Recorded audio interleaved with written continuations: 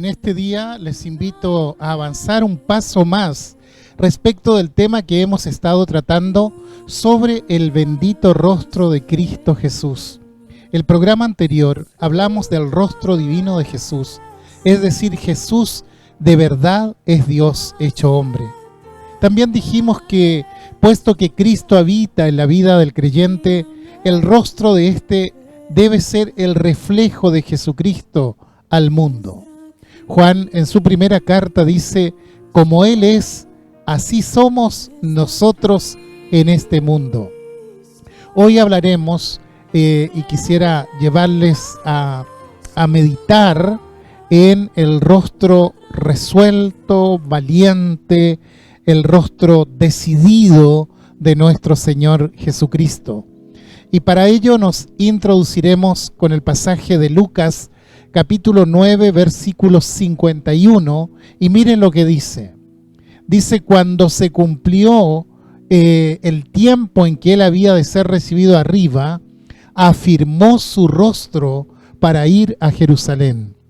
El rostro refleja lo que ocurre en la intimidad del alma.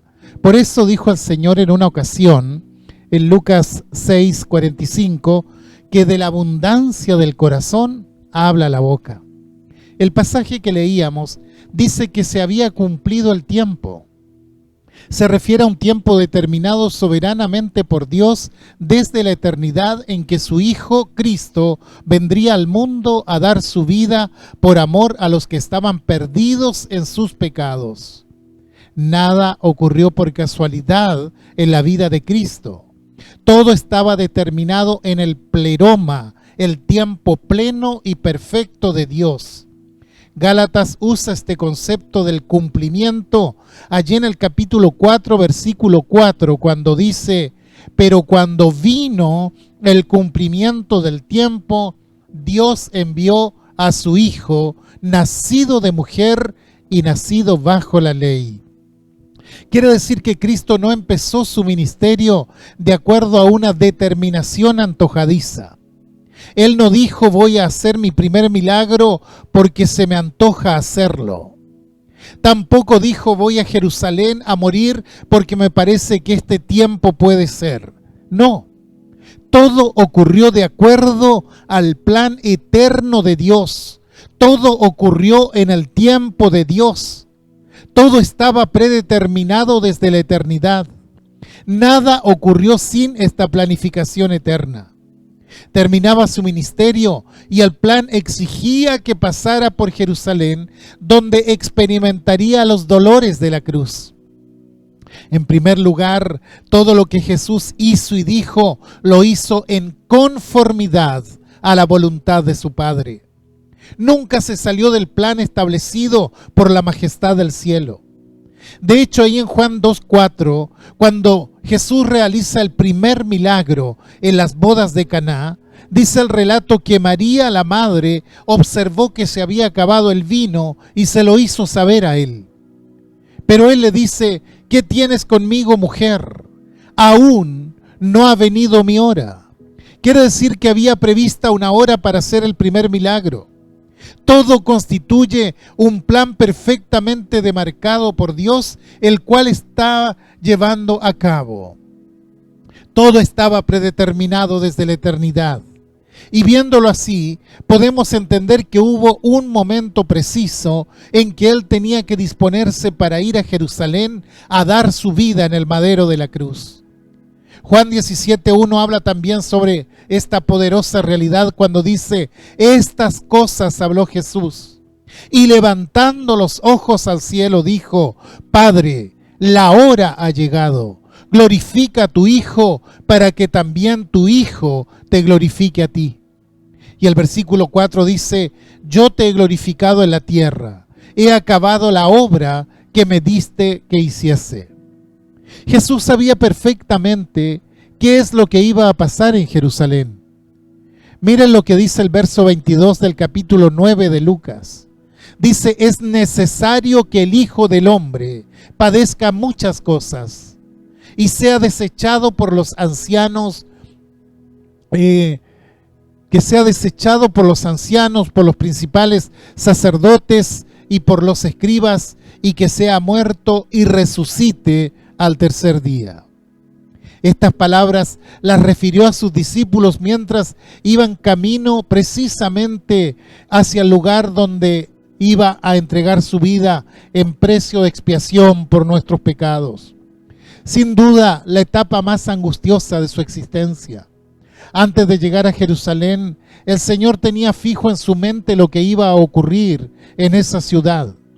También dijo a sus discípulos en el capítulo 12 del Evangelio de Lucas, versículo 50, dice: de un bautismo tengo que ser bautizado, y cómo me angustio hasta que se cumpla. Se refería sin duda a su muerte. Por tanto, él conocía anticipadamente lo que iba a ocurrir. La agonía de Getsemaní, el sufrimiento de la cruz, era un momento que requería máximo esfuerzo y convicción de esclavo divino, sujeto a un plan trazado desde la eternidad. No podemos olvidar que Cristo en su primera venida viene al mundo de los hombres no para reinar, sino para morir. No será hasta su segunda venida, cuando venga como el Rey de Reyes y Señor de Señores. Seguro que sí. También esto estaba predispuesto desde la eternidad. En el libro de los Salmos, varias veces afirma que Él es el Rey y dice: alzad puertas vuestras cabezas y entrará el Rey de gloria. Sin embargo, hay todo un proceso para la venida del reino de Dios al mundo, porque antes de la venida del Rey tuvo que venir el Redentor del mundo para morir por los pecadores en el madero de la cruz.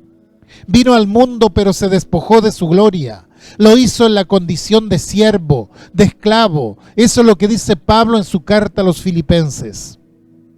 Quisiera despejar la incógnita que algunos tienen sobre este asunto y que dicen que la cruz de Cristo se produjo porque vino al pueblo de Israel, pero Israel lo rechazó, entonces tuvo que morir en cruz y entonces la iglesia entra en funcionamiento. No, la cruz no es un plan B en la vida de Cristo. Él vino en su primera venida no para reinar, sino para morir.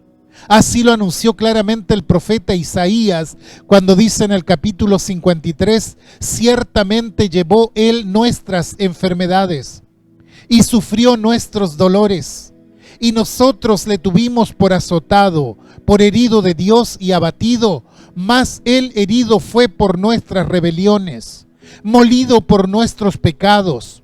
El castigo de nuestra paz fue sobre Él. No hay ningún lugar en el Evangelio la oferta del reino terrenal. El Señor sabía que en Jerusalén no iba a reinar, sino iba a morir. Y voy al pasaje de Filipenses 2, verso 6 en adelante. El cual, siendo en forma de Dios, no estimó el ser igual a Dios como cosa a que aferrarse, sino que se despojó a sí mismo, tomando forma de siervo, hecho semejante a los hombres, y estando en la condición de hombre, se humilló a sí mismo, haciéndose obediente hasta la muerte y muerte de cruz. Lo que iba a ocurrir en Jerusalén no era una opción, sino el momento cumbre en el ministerio de Jesucristo. Estaba ordenado desde la eternidad lo que allí iba a ocurrir. Estaba determinado y debía ser ejecutado. En Juan 10:18 Jesús dice en cuanto a su vida: nadie me la quita, sino que yo de mí mismo la pongo. Tengo poder para ponerla y tengo poder para volverla a tomar. Este mandamiento recibí de mi Padre. Yo tengo poder, dice el Señor, para poner mi vida y para volverla a tomar. Pero este es el mandamiento que recibí de mi Padre. Jesús no tan solo coincide con la voluntad del Padre y la expresa, sino que desde la dimensión de siervo hecho semejante a los hombres, va a ejecutarla muriendo por los hombres en la cruz. Pero hay algo más. La obra que él iba a realizar requería una decisión seria. Dice el texto que leíamos al comienzo que puso su rostro duro como un pedernal. Es decir, determinó, decidió ir a la cruz del Calvario voluntariamente. Leamos el verso nuevamente para recordarlo. Cuando se cumplió el tiempo en que él había de ser recibido arriba, afirmó su rostro para ir a Jerusalén. Cristo sabía lo que iba a pasar en el plano físico, allí en Jerusalén. El tremendo sufrimiento. Es emocionante leer de sus padecimientos. Los relatos de los evangelios sobre la pasión de Jesucristo. El sufrimiento de los golpes, los empujones delante del concilio en presencia de los sumos sacerdotes. Luego después la impresionante paliza en el pretorio de Herodes, desfigurado totalmente. La corona de espinas sobre su cabeza, chorreando la sangre, de tal manera destrozado físicamente, hablando que es presentado por Pilato al pueblo y diciendo: he aquí el hombre. Es decir, esta es la escoria de un hombre. En cuanto a aspecto físico, esto es lo que yo estoy presentando. ¿Quién podría pasar desapercibido ante tal sufrimiento? ¿Quién podría permanecer indiferente ante la cruz? ¿Se imagina el clavo cuadrado de los romanos entrando por la muñeca entre el cúbito y el radio, y con un golpe su brazo es sujetado a la madera? El clavo cercenó los nervios, rompió estructuras y naturalmente el dolor era tremendísimo. Son impactantes las descripciones de la crucifixión. Se clavan sus manos, luego sus pies, y luego es levantado entre el cielo y la tierra. Cuando la cruz cae verticalmente, cae en el hoyo que han cavado para sujetarlo. El salmista dice que todos mis huesos se descoyuntaron. Pero hay algo más. Cristo no solo afronta el sufrimiento físico, sino también el sufrimiento en el plano moral, especialmente el desprecio de la gente. Muchos de aquellos que habían recibido favores y bendiciones de parte del Señor, que habían contemplado la obra bendita de su ministerio, ahora están burlándose de él delante de la cruz. Aquellos inicuos sacerdotes, aquellos fariseos y escribas se burlan inclinándose y diciéndole: desciende ahora de la cruz y creeremos en ti. Impíos, aliados de Satanás. Hay algo más. El Señor está desnudo en la cruz. Esos cuadros que le pintan con un lienzo cubriéndole no es verdad. Dice que repartieron su ropa, sortearon su vestido. El bendito Hijo de Dios es la burla y el desprecio de la gente. Entra en el plano anímico del sufrimiento antes de la cruz y en la cruz. En Getsemaní agoniza y dice a su Padre: Padre, si es posible, pase de mí esta copa. Pero en la cruz, sin palabras, siente el desamparo del Padre. Como dice un himno bastante antiguo: Dios mismo te desamparó para ampararme a mí. Por tu dolor, Jesús, Señor, no hay ira para mí. Y en ese desamparo, Cristo confronta la tremenda y dolorosísima sensación de que a causa del pecado imputado, Dios el Padre interrumpe su comunión con Él. Qué difícil se nos hace entrar en una profundidad tan grande como esta. Me pregunto cómo se resuelve el misterio de la vinculación trinitaria si el Padre le da la espalda al Hijo para poder hacer la reconciliación del mundo. Porque no es el mundo el que se reconcilia con Dios. Es Dios quien pone un cambio en la posición del mundo para poder acercarse a los hombres con el mensaje de paz y de salvación, con el mensaje del Evangelio. La obra que tenía que realizar exigía determinación. Y dice el texto de Lucas que Jesús afirmó su rostro. Es decir, tomó una decisión absoluta, una decisión franca. Esta decisión estaba ya anunciada siglos antes por medio del profeta cuando dice: porque Jehová el Señor me ayudará, por tanto no me avergoncé. Por eso puse mi rostro como un pedernal y sé que no seré avergonzado.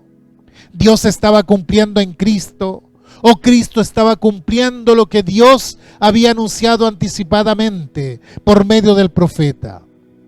Y aclaro esto, las cosas no ocurren porque el profeta lo dijo, sino porque Dios las determinó y soberanamente se las comunicó al profeta. ¿Se entiende? Por eso se dice que se cumplió la profecía. En otras palabras, lo que Dios reveló al profeta tuvo su cumplimiento. Dios había determinado en todo este asunto de la pasión de Cristo, del problema de la redención del mundo, de la tremenda aflicción que Jesús tuvo que pasar. Todo esto estaba determinado. Su expresión de firmeza fue detectada no solo por los discípulos, sino aún por los que eran tradicionalmente enemigos de los judíos, los samaritanos. Vieron que él tenía la determinación de ir a Jerusalén. Este texto que hemos usado como base nos presenta el rostro de Jesús, un rostro decidido, un rostro determinado a cumplir lo que había venido para realizar. En segundo lugar, el rostro decidido de Cristo establece una manifestación de obediencia suprema al Padre. Él asumió la condición de esclavo voluntario por amor. Miremos lo que dice Isaías 50, versos 5 y 6.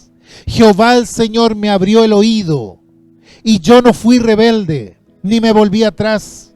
Di mi cuerpo a los heridores, y mis mejillas a los que me mesaban la barba.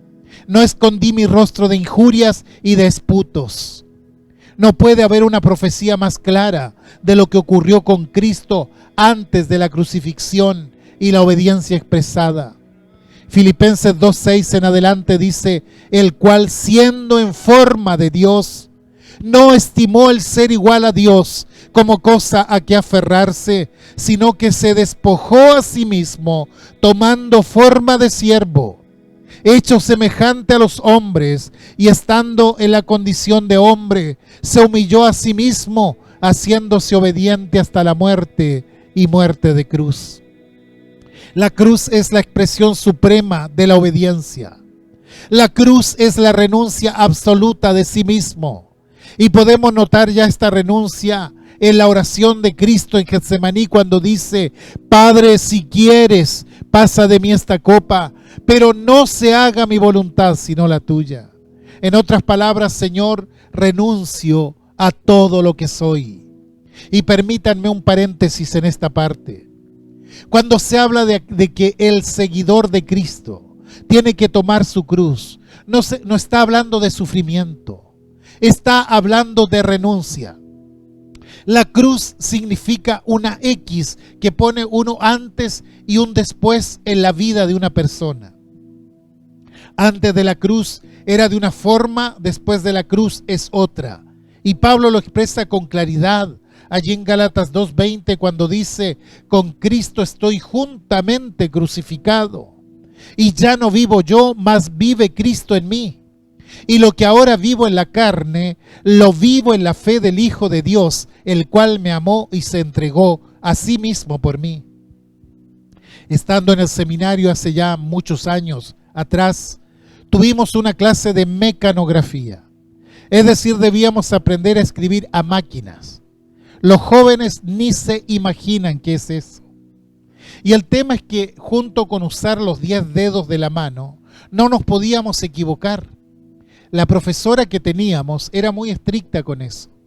Si nos equivocábamos, debíamos poner otra hoja en el rodillo y empezar de nuevo. Y a veces tratábamos de burlar el sistema y comprábamos una especie de winchas con una especie de calco blanco que le llamaban Tipex para borrar lo que se había escrito mal. Pero el objetivo en sí era no equivocarnos. Teníamos que ser muy prolijos. Pero cuando nos escribíamos entre los compañeros, claro, si nos equivocábamos en una letra o en una palabra, simplemente retrocedíamos el carro de la máquina y tarjábamos con puras X en la parte mal escrita. Y el compañero sabía que uno se había equivocado y lo que estaba debajo de la X quedaba anulado, lo que valía era lo que venía después. Y quiero que perdonen esta ilustración, pero la cruz es como la X. La cruz borra mi historia como hombre pecador y perdido y abre una historia nueva con el Señor. Y para que eso ocurriera, para que quedara tarjada mi vida de pecado, se requirió en la obra de Cristo una obra de tremendo valor. Dice Hebreos 12 que menospreció el oprobio, es decir, todo lo que podía ser contra él. Él no lo tuvo en cuenta. Él vino del cielo a la tierra a realizar esta obra. La gente, al verlo crucificado con un rótulo que decía "Este es el Rey de los judíos", lo consideraba un verdadero delincuente, un sedicioso, un insubordinado, pero él asumió el oprobio, la vergüenza, la maldición, para que nosotros pudiésemos encontrar bendición en él. Había un propósito que requería ese valor: la salvación de un pueblo numeroso, como dice Hebreos 2:10, porque convenía a aquel por cuya causa son todas las cosas y por quien todas las cosas subsisten, que habiendo de llevar muchos hijos a la gloria, perfeccionase por aflicciones al autor de la salvación de ellos. Era necesario que para poder llevar a todos los que hemos creído a su gloria, que Él ocupase nuestro lugar. Y el rostro decidido de Jesús no solo manifiesta obediencia suprema, sino que manifiesta también el amor infinito de Dios. Jesús afirmó su rostro para manifestar la suprema expresión del amor de Dios en la cruz del Calvario. Ese texto que acabo de mencionar de Gálatas 2:20 dice: el Señor me amó y se entregó a sí mismo por mí. ¿Quiere ver una expresión del amor de Dios en la Escritura? Vamos a Romanos capítulo 5, versos 6 al 8. Dice: porque Cristo, cuando aún éramos débiles, a su tiempo murió por los impíos. Ciertamente apenas morirá alguno por un justo, con todo pudiera ser que alguno osara morir por el bueno. Mas Dios muestra su amor para con nosotros en que, siendo aún pecadores, Cristo murió por nosotros. Es una traducción perfecta la de este versículo, pero permítanme la licencia de traducirlo de otra manera. Dios muestra su amor para con nosotros en que mientras nosotros estábamos pecando, Cristo estaba muriendo por nosotros. No esperó ningún cambio. No esperó que yo reorientara mi vida. No esperó que yo confesara mi pecado. No esperó que yo clamara por misericordia. Él murió cuando yo estaba pecando. Yo no merecía nada, pero Él murió para poder rescatarme de mi situación de perdición eterna. Dios ama a los perdidos. Déjenme decirlo en las palabras de Lucas 19:10, en donde el evangelista dice: porque el Hijo del Hombre vino a buscar y a salvar lo que se había perdido. Mire este texto, por favor. Nadie busca a Dios por voluntad propia. Isaías 53 dice que todos nos hemos descarriado, que cada uno se apartó por su propio camino, mas Dios Padre cargó en su Hijo Cristo el pecado de todos nosotros, y el Hijo de Dios, en amor inmerecido, en gracia absoluta, vino para buscar y salvar lo que se había perdido. Y hay algo más aún, una tercera cosa. El rostro decidido de Cristo manifiesta un ejemplo supremo de amor para los suyos. El ejemplo de Cristo es un ejemplo vital para nosotros los cristianos. Mire lo que dice Marcos 10:32. Iban por el camino subiendo a Jerusalén, y Jesús iba delante, y ellos se asombraron y le seguían con miedo. Le seguían con miedo, claro, porque ¿cómo puede ir a Jerusalén habiéndonos dicho que allí iba a ser muerto? No pueden comprenderlo. Pero él, con su rostro firme, decidido, camina hacia Jerusalén, y el resto lo sigue distante y lleno de miedo. El miedo de los suyos contrasta con la firmeza de Jesús abriendo el camino. Él es el ejemplo para nosotros que seguimos sus pisadas. No hay nada que tengamos que hacer en el servicio del Señor, nada que tengamos que realizar para gloria suya, cueste lo que cueste, que pueda representarnos un problema cuando tenemos el ejemplo de Jesús delante de nosotros. Otra cosa destacable de este rostro decidido de Jesús, una cuarta cosa, es que mediante su rostro firme expresa entrega suprema a la voluntad del Padre. Nosotros no lo podemos comprender claramente, ese nivel de entrega. Quizá el mejor resumen de todo esto sea el que tenemos en Gálatas 3:13, donde dice: Cristo nos redimió de la maldición de la ley, hecho por nosotros maldición, porque está escrito: maldito todo el que es colgado en un madero. Él era la víctima por el pecado, hecho maldición para que nosotros podamos ser hechos bendición. Él lo dio todo. ¿Puede notarlo? Segunda de Corintios 8:9 dice: porque ya conocéis la gracia de nuestro Señor Jesucristo, que por amor a vosotros se hizo pobre siendo rico, para que vosotros con su pobreza fueseis enriquecidos. Y finalmente, una quinta cosa. Cristo entregó su vida voluntariamente como una decisión absoluta para poder salvarnos. Debo avanzar en este último punto. Vuelvo a recordar el texto admirable de Pablo allí en Filipenses 2:5. Dice: haya pues en vosotros este sentir que hubo también en Cristo Jesús. Este texto es un desafío, es un llamado a una decisión personal. El llamamiento de Dios para nosotros hoy es: afirma tu rostro. Afirma tu rostro. Estate decidido a cumplir el ministerio que Dios tiene abierto para ti. Camina por las huellas del crucificado y lleva adelante la misión que Dios te ha encomendado. ¿Y cómo puede ser esto? Primeramente, este es un llamado a la obediencia absoluta. La vida cristiana está firmemente vinculada a la obediencia. Primera carta de Pedro 1:2 dice que fuimos elegidos según la presciencia de Dios Padre en santificación del Espíritu. ¿Para qué? Para obedecer y ser rociados con la sangre de Jesucristo. Estimados, aquel que murió en la cruz del Calvario te ha comprado para trasladarte a una esfera de obediencia, para que la obediencia a Dios sea tu forma natural de vida. Antes eras desobediente, pero ahora en Cristo tienes que ser obediente. El Señor manifiesta en su obra, en su determinación y en su ejemplo supremo para nosotros una obediencia total.